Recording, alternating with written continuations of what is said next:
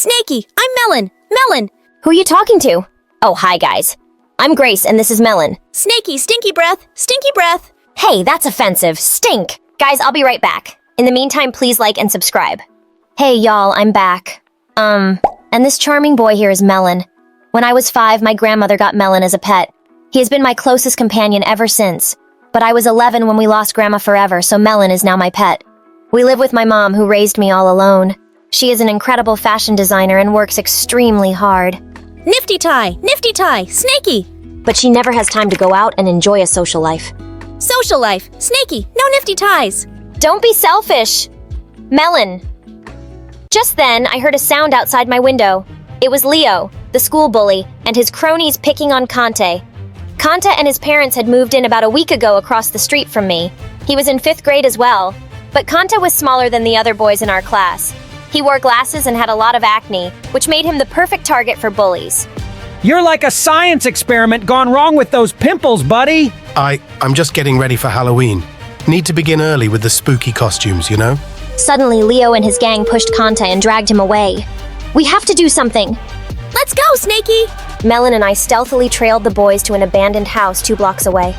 We peeked inside and saw Leo and his boys harassing Conte. Leo needed to be taught a lesson. Melon, time to put on our spooky act. I opened the window slightly, and Melon crawled through. He slid under a sheet and started flying around like a ghost. Boo, boo, I'm the ghost of Snake Past. The boys' faces drained of color. It's haunted! Run! As the boys ran out screaming, I climbed in through the window and helped Conte up. Thanks for helping me. You guys are awesome. Let's go before real ghosts come. From that day, Conte, Milan, and I were inseparable. Conte basically became a member of my small family.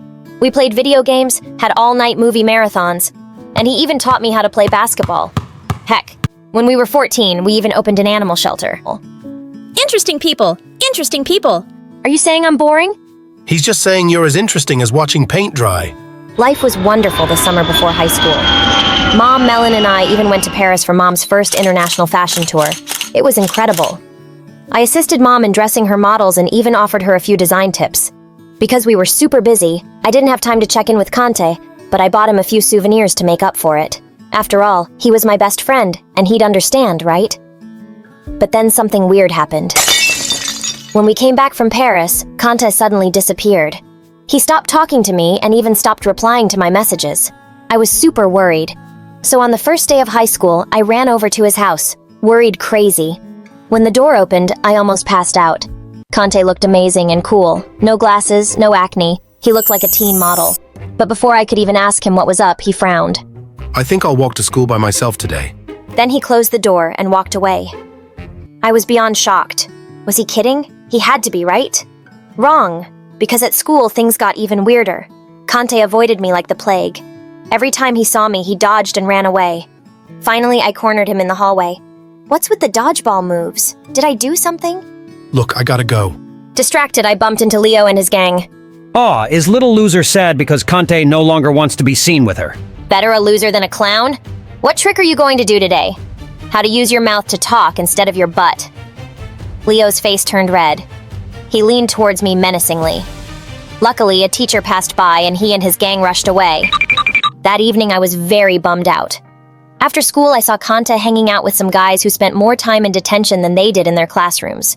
Did he think he was too cool to hang out with me? Melon, you won't believe it. Conte's acting so weird and I just don't understand why. Snakey, secret agent. Snakey, undercover. Melon gave me a great idea. What if I followed Conte around to find out what was going on and why he started hanging out with those guys? I wanted my best friend back. As I was trying to understand Conte's odd behavior, there was an unexpected knock on the door and Mom waltzed in. Hey kiddo, I've got some news. I've met someone and he's coming for dinner with his kid tonight. Is that okay? Snakey, nifty ties, gone. Melon. Shh! Of course, Mom, I'm so happy for you! With a chuckle, Mom hugged me. Dress up a bit, okay? I want us to make a good impression. To be honest, I was excited for Mom. That is until I opened the door for her guests and saw who they were. Grace, what a pleasant surprise! I'm gonna make your life a nightmare. I gulped. This was going to be a disaster. But to my shock, during dinner, Leo was super polite. I could hardly recognize him. He even poured juice for me. Was I wrong about him? Just then, Mom and Leo's dad went to the kitchen to grab the chocolate cake Mom had baked, and I sat with Leo awkwardly when suddenly I felt something crawl up my leg and onto my chest. I screeched louder than a pig in a mud bath and leaped from my chair as the rodent darted into the kitchen. Leo's dad emerged from the kitchen holding the toy mouse.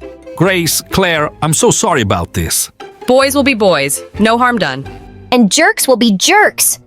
As soon as Leo and his dad left, I rushed over to Conte's house to give him the bad news that my mom was dating Leo's dad. Hey, Conte, can we talk? But Conte didn't look happy to see me. Conte shook his head and looked away. What, Grace? OMG! What the heck is wrong with you? Why are you acting like such a jerk? Then go away. You know what? I will! I spun on my heels and walked away. Silent tears rolled down my cheeks. I missed my best friend, and I needed him now more than ever. As days turned into weeks, my school life became a minefield of misery, courtesy of Leo's relentless pranks at school and at home, and Conte's silent treatment.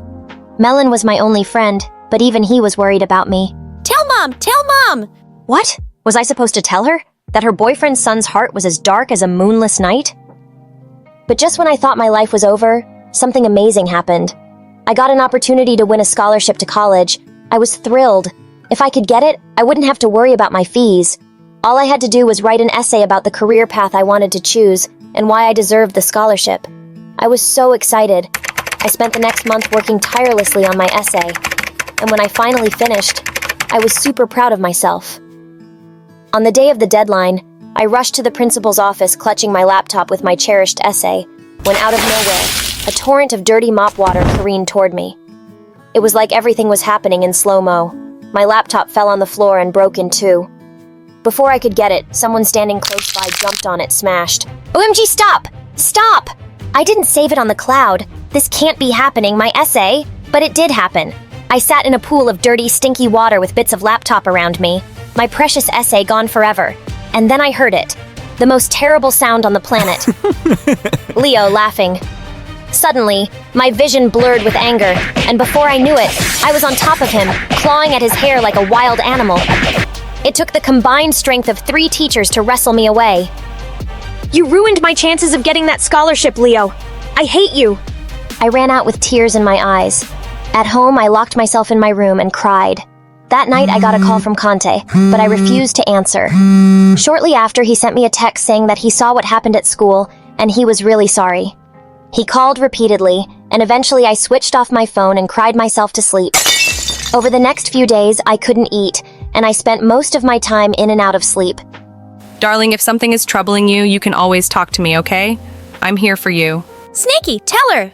With a deep breath, I opened up to Mom and told her everything about Leo's relentless bullying, the scholarship and the essay, and how Conte had distanced himself from me. I was devastated and miserable. Oh, honey, why didn't you tell me earlier? You were so happy with Leo's dad, and I didn't want to ruin it for you. You will always be my #1 priority. And as for Conte, let's work on finding out what's wrong there too. Later that evening, I decided to walk to the park to clear my head. I was sitting behind a tree when I heard familiar voices, and what I heard next made my blood run cold. I refuse to be involved in this any longer. Oh, don't you? What about the $50,000 that I gave you for your mother's hospital treatment? I gasped, $50,000! Remember our deal. I provide the money, and in return, you become my slave. You do as I tell you. And I'm telling you to stay the heck away from Grace. I hate her. Or your mom suffers. Leo's words hit me like a sledgehammer. Conte was being blackmailed. He was trying to save his mother while also protecting me and Mom.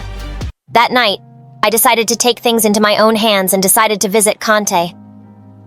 Since I knew he wouldn't let me in through the front door, I decided to climb in through the window. But it was way tougher than they make it look in movies.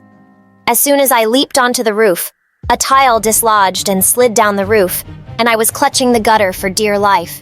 My life flashed before my eyes. I heard the window open, followed by Conte's voice. Grace, what are you doing? Shut up and help! I'm here to rescue you. Hang on, I'm on my way. Within a few seconds, he took my hand and dragged me up, and Conte safely brought me back to the floor. I wrapped my arms around Conte, overflowing with gratitude, but he gently pushed me away. You shouldn't be here. Because Leo would hurt Mom and us, right? Conte's eyes widened in surprise. I overheard you guys at the park.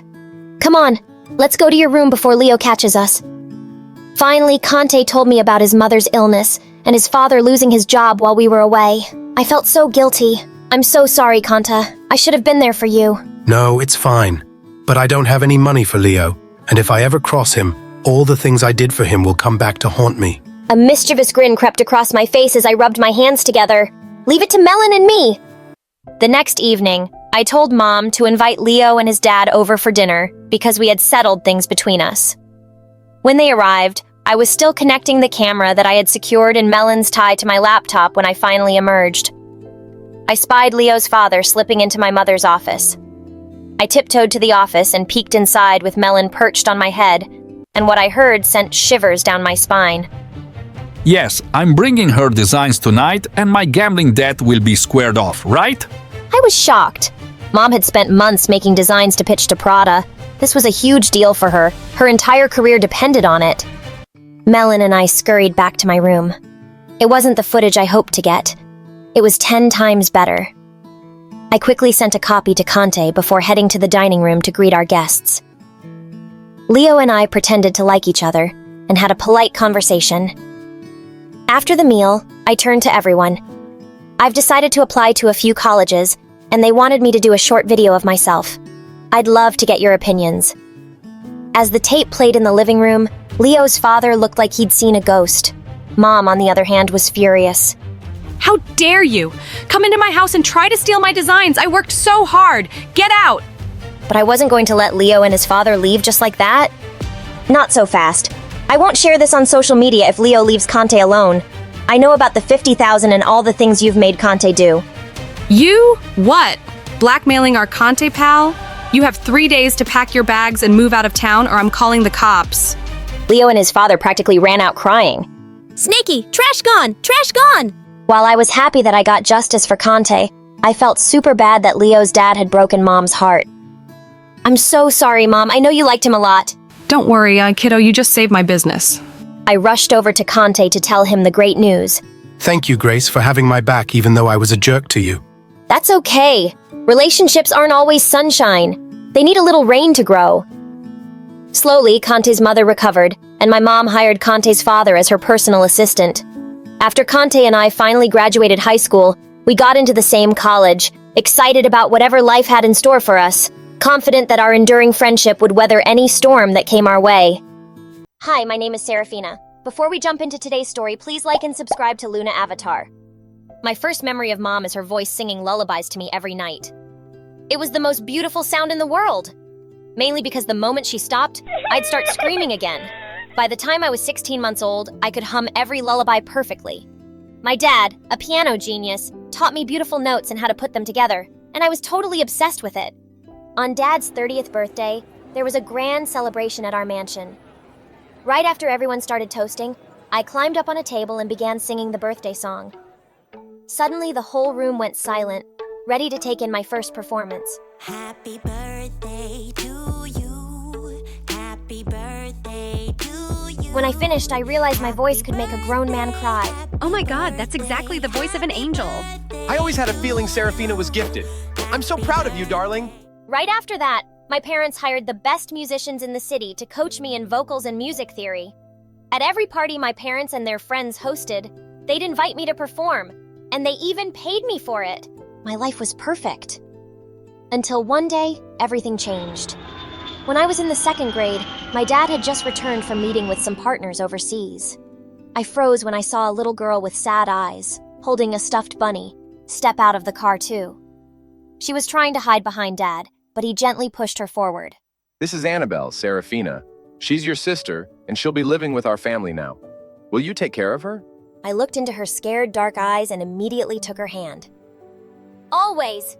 But from the moment Annabelle showed up, a dark shadow, like the dress she wore, was cast over our happy home. It started with a huge fight between my parents that evening, and both of us overheard it. You've broken my heart. She reminds me of my worst nightmare, and I have to see it every day. She can't stay here. I won't raise a child that isn't mine. She has nowhere to go. Her mother's gone, I know you hate me right now, but please don't take it out on her. She's just a kid. I didn't want Annabelle to hear this, so I said, "Come on, I'll play something for you. What's your favorite song?" I didn't fully understand what was happening, but one thing was clear. Mom hated Annabelle. She ignored her like there wasn't any child in the house besides me. But my dad and I were different. We adored her. Maybe it was because I could see the sadness and loneliness in my sister's eyes. And we more than made up for Mom's ice-cold attitude. But in the 8th grade, we got news one day that made our whole world come crashing down. Dad had been in a terrible car accident, and he was gone. We were all devastated, but Mom just shut herself up in her room for weeks. One night, while I was reading a Snow White story to Annabelle, Mom suddenly burst into the room and started yelling. What are you doing in my daughter's room? You're just a poor maid. Mom, are you okay? She's not a maid, this is Annabelle, remember? Yes, Annabelle. How could I forget her? Everything got worse when she showed up. No, everything is exactly her fault. I stared in horror at Mom as Annabelle started to cry. Pack your things first thing in the morning, Annabelle. Are you planning to sleep with this filthy maid tonight? What? No, she's not going anywhere. Dad said she's my sister. Either she goes to the maids or the orphanage. This is her last night here. As Mom was leaving, she suddenly pounced at Isabel, grabbed her stuffed bunny, and threw it in the fire. No, my mom made that. Annabelle cried for hours and I hugged her to sleep. What had happened to my mom? The very next day, Annabelle had to move to the maids' quarters despite my strong protests. She was still allowed to go to school, but she had to do house chores in her free time. I was scared she'd be sent away, so I stopped fighting with Mom, but I'd sneak food to her and help her with her homework at night. At school, we could always hang out together. But one day, I started trembling when I saw my mom show up at school, heading straight to the principal's office. Oh my God! Maybe my worst fear was about to come true. Mom, what are you doing here? Oh, I'm here to withdraw Annabelle from school, of course. You can't do that! She has to go to school! Why? She's never going to be anything but a maid like her stupid mother. Education is a complete waste on someone whose future is just sweeping floors and cleaning rooms. As she turned around, I grabbed Mom's wrist. If you make her drop out of school, I will too, and I'll tell everyone why. Are you sure you want everyone to know how you really treat Annabelle? Mom, Dad would be so disappointed in you. Mom looked shocked, then angrily pulled her arm away and left I'd won this little battle. But God knows what she'd do next. Things weren't great at home, but at least I had Eric. He was my boyfriend for 2 years and was just crazy about my voice one evening when I was on a date with him. I suddenly started getting calls from Annabelle. Come home right now, Serafina! I ran home to a scene of complete chaos. Mom was tearing apart Annabelle's room. What's going on? Your dad's watch is missing, and I'm going to search all the maids' rooms, and when I find it, I'm kicking out the thief for good. Just then, a servant came from another room saying it was under Mom's personal maid's bed. Mom looked completely shocked to find out it was her, but she threw her bags out instantly. Some days later, it was Annabelle's 13th birthday, and I snuck into her room with a cake when she blew the candles out. I asked her what she'd wished for. I wished your mom was dead. Annabelle, you don't mean that? She's my mom. Annabelle stayed silent, and I got up to leave. I'd never seen that look of hatred on my little sister's face before. In the middle of all this drama, I had a huge audition coming up. A prestigious music academy was looking for talent from different schools, and being selected would be a dream. But 5 days before the audition, I woke up with my throat hurting. I called out to the maid, but to my horror, my voice was gone. Mom rushed me to the doctor who diagnosed me with laryngitis. What he said next left me shocked. Your voice will return to normal soon, but this is the end of your singing. If you strain your vocal cords too much, you could lose your voice permanently. I just couldn't believe it. On the day of the auditions, I slipped into the auditorium with Eric, feeling devastated. I wanted to be up on that stage more than anything. And then one of the judges said, "The last performer is Miss Annabelle." Wait, what? Annabelle stepped onto the stage and started singing. Don't know what you wanna achieve, but make a I was stunned. Her voice was beautiful. The judges gave her a standing ovation and said they'd be in touch with her. Soon as everyone started to leave, I caught up with her. Annabelle, that was amazing. But why didn't you tell me you could ever sing like that? She brushed my arm off angrily, her eyes blazing. You never asked. You just assume that you're the only one with any talent. But I guess that's something we both got from our father. It makes you unhappy, doesn't it? Why would you say that? I've always had your back, Annabelle. Yet I've been living as a maid in my dad's house for years, and you did nothing! You think sneaking me food makes up for how I'm treated? No, it doesn't! All it does is make you feel good about yourself. Annabelle, I tried. Oh, nice try. I hate you, Serafina! As she stormed off, I felt heartbroken. As Eric walked me back home that evening, suddenly, a skateboarder came charging straight at him. I pushed Eric out of the way just in time, but he landed on the pavement, hitting his head. I quickly called an ambulance, and after hours of waiting at the hospital, we were shocked to get the news Eric was in a coma. The doctors were hopeful he'd wake up soon, but weeks turned into months, and before I knew it, a year had passed. I was almost done with high school, and Annabelle was in her music academy on full scholarship, but we never spoke anymore. One day when I went to see Eric, I was shocked to see him sitting up in bed. Oh my God, you're awake! He gently pushed me away. I'm sorry, who are you? Eric, it's me, Serafina, your girlfriend! Can you sing? Yes, well I used to, but then I got sick and had to stop, remember? No! I just know that my girlfriend sings beautifully. I couldn't move or see all these months, but she'd talk and sing to me often, and I could hear her. I know her voice, and it's not you. Suddenly my blood ran cold when I heard someone behind me. Babe, that was me. You could hear me? Annabelle? Yes, it's you! She ran forward and hugged him, and then they kissed. Suddenly, I just lost it. I pulled Annabelle by her hair. Are you completely crazy? You've been visiting my boyfriend and singing to him. Tell him you're lying. I am not. He's mine. Let me go, witch. And suddenly she pushed me viciously and I went flying into a trolley.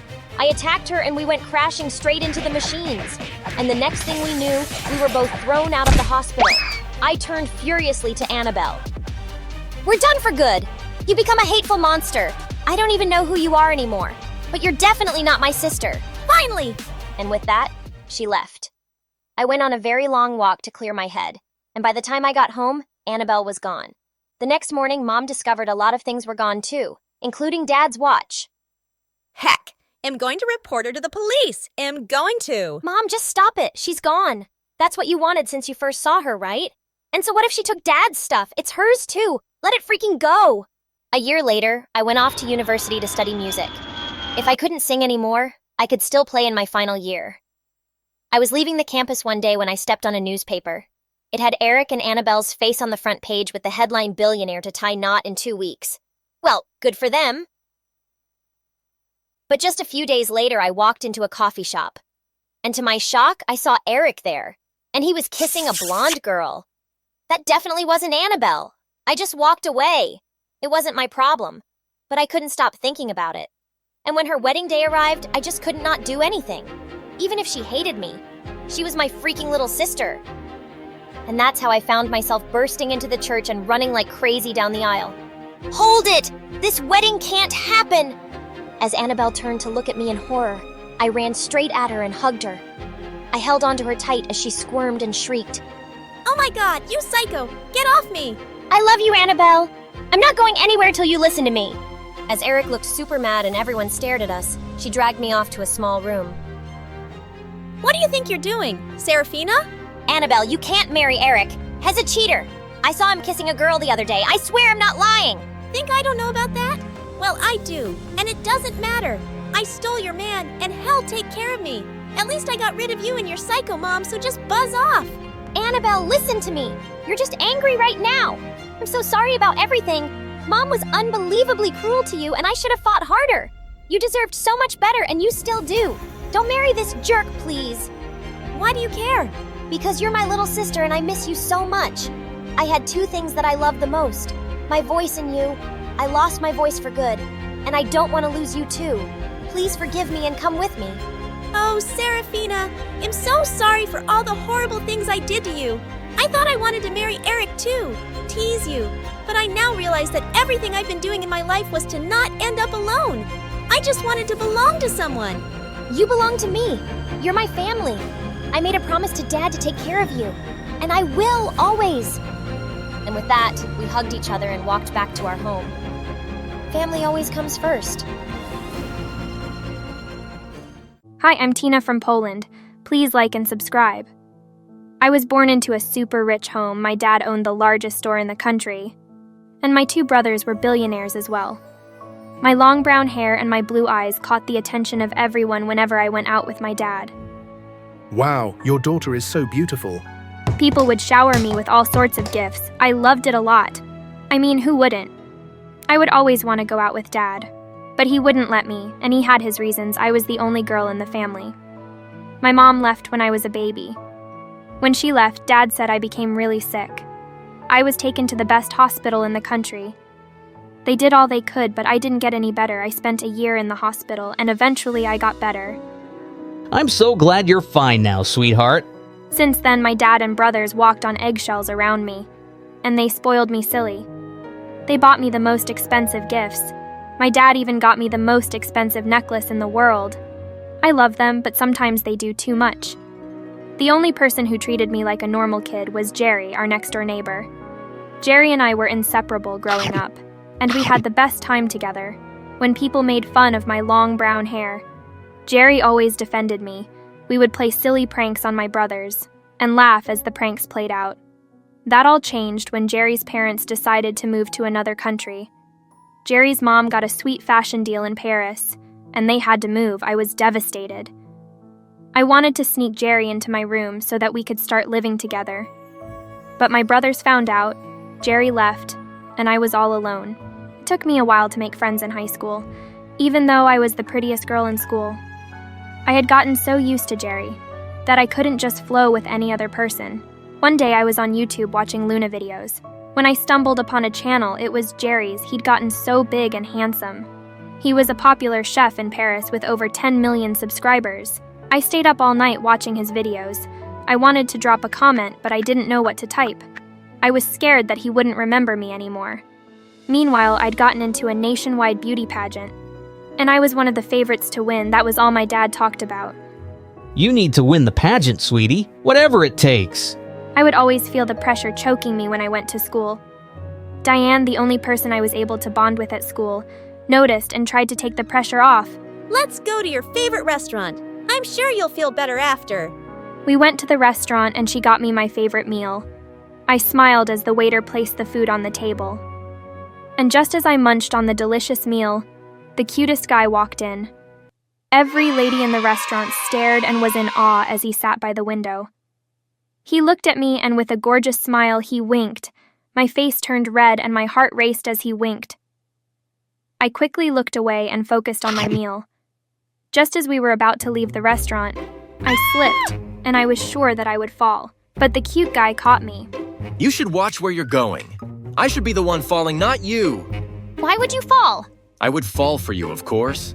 I giggled in excitement as my face turned red. I looked at Diane, who was already dancing in the corner. I'm Brian. How have I not seen such a beautiful creature like you around here before? You didn't look closely enough. I'll see you around. I grabbed Diane and we rushed out of the restaurant. Since then, I met Brian every time I went to the restaurant. He would come over to me and we would start talking. Turns out he was pretty funny and smart. I became so fond of him and we spent even more time together. Date one night, and when we returned, he walked me to the front door and planted a kiss on my lips. I was so excited because I had wished that Brian would be my first kiss. I began to really like him. And it turns out I wasn't the only one. My brothers and even my dad loved him. He is the son of the wealthiest man in the country. We need the connection, honey. He helped me with my preparation for the beauty pageant. And with time, we became a power couple in school. Apparently, Joy, the biggest bully in school, was also a contestant in the beauty pageant and was obsessing over Brian. I wonder what he sees in you. Things he doesn't see in you, apparently. She did everything in her power to stop me from dating him, but she failed miserably. Her face would turn red when she saw us together after her failed attempts. It was so hilarious. I got to school one day and I got the biggest shock of my life. Jerry, my runaway neighbor, was sitting right next to my seat in class. Jerry, what are you doing here? I ran to meet him and he met me halfway. He lifted me up and hugged me tight. Wow, he even looked way cuter than in the videos. Brian saw us and he quickly moved to hold my hand. Who is he? Oh, this is Jerry. We were close friends when we were much younger, but he's a huge star now. Huge star? How come I've never heard of him? Don't mind Tina here, I'm just a chef. What are you doing here, though? Oh, I moved back here. My mom wants to spend more time here, and I miss this place as well. I was so excited that I hugged him again. Brian pulled me back and placed his arm on my shoulder. It's good to see you, Jerry. I waved at Jerry as I walked out of the class with Brian. The wonderful memories I shared with him growing up rushed back to me as he smiled at me. He came to my place after school and we spoke for a long time. He told me all about Paris, how he learned to cook, and how he became a teenage sensation overnight. My mom helped me with everything, and that's why I love her so much. I'm really happy for you, Jerry, and I'm glad you're back. Just as Jerry was about to leave, Brian walked in. Oh, Jerry's here. I was on my way already. Let me leave you two alone. Good night. Jerry sounded so cool and mature, and he was dressed well too. Brian and I spent time together, but all I could think about was Jerry. I started spending more and more time with Jerry, and I began to realize just how funny and smart he was. Whenever his brown eyes stared at me, my heart would melt, and I could feel the butterflies in my stomach dancing. I was falling for him, and honestly, I loved it.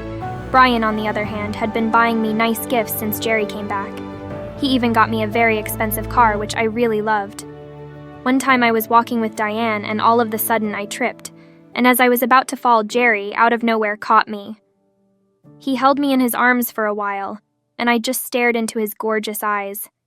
He reached out to kiss me, but Brian walked up to us that moment. What's going on here? I pushed Jerry aside and ran away. I was so confused I didn't know what to do.